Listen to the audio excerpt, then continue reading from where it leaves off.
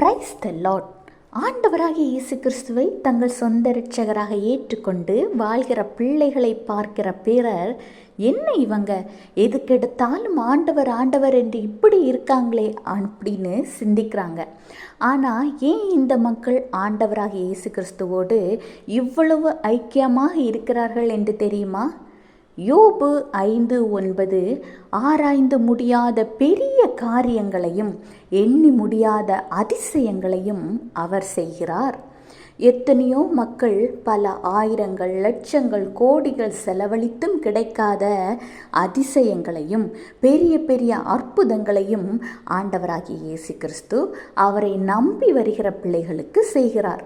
உங்களுக்கு ஒரு காரியத்தில் விடுதலை அல்லது சுகம் தேவை என்கிற நிலைமையில் ஆண்டவராகிய இயேசு கிறிஸ்துவை மனதார உங்கள் சொந்த தகப்பனாக ஏற்றுக்கொண்டு அவரிடம் கேட்டால் நாம் கண்டிப்பாக பெற்றுக்கொள்வோம் என்று முழு விசுவாசத்தோடு ஒரு நிமிடம் அவரை நோக்கி நீங்கள் கேட்டால் மட்டும் போதும்.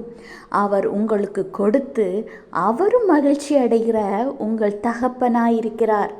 அதுதான் அவர் உங்களுக்காக சிலுவையில் மரித்து இரத்தம் சிந்தின அன்பு. அவருக்கு நீங்கள் அதற்கு பதில் காசோ பணமோ பொருளோ உங்கள் சரீரத்தை வேதனைப்படுத்தியோ பல கிலோமீட்டர்கள் பயணித்தோ எதுவுமே செய்ய வேண்டிய அவசியமில்லை. தன்னை நோக்கி கூப்பிடுகிற யாவருக்கும் நீங்கள் இருக்கிற அந்த இடத்திற்கே அவர் வந்து உதவுகிற தேவன்தான் ஆண்டவராகிய இயேசு கிறிஸ்து. ஒரு முறை அவருடைய அன்பை ருசி பார்த்தவர்கள் அவரை விட்டு பிரியவே முடியாது. தாயினும் மேலான அன்பு உடையவர்தான் ஆண்டவராகிய இயேசு கிறிஸ்து. இன்றைக்கு அவர் உங்களை பார்த்து தான் கேட்கிறார், உங்களுக்கு என்ன தேவை? என் மகனே, என் மகளே, என்னை விசுவாசிக்கிறாயா? நீ விசுவாசத்தோடு எதை கேட்டாலும் அதை பெற்றுக்கொள்வாய் என்று. உங்கள் தேவை என்ன என்பதை ஆண்டவராகிய இயேசு கிறிஸ்துவிடம் இன்றைக்கு தெரிவியுங்கள். அவர் உங்கள் தேவையை நிறைவேற்ற வல்லவராயிருக்கிறார். உங்கள் வாழ்க்கையை அவரிடம் முழுமையாக அர்ப்பணியுங்கள். உங்களுடைய எல்லா காரியங்களையும் அவர் பார்த்து கொள்வார்.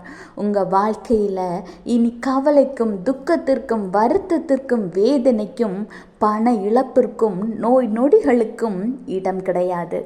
கர்த்தர் உங்களை ஆசீர்வதிப்பார். Have a blessed day. Jesus bless you.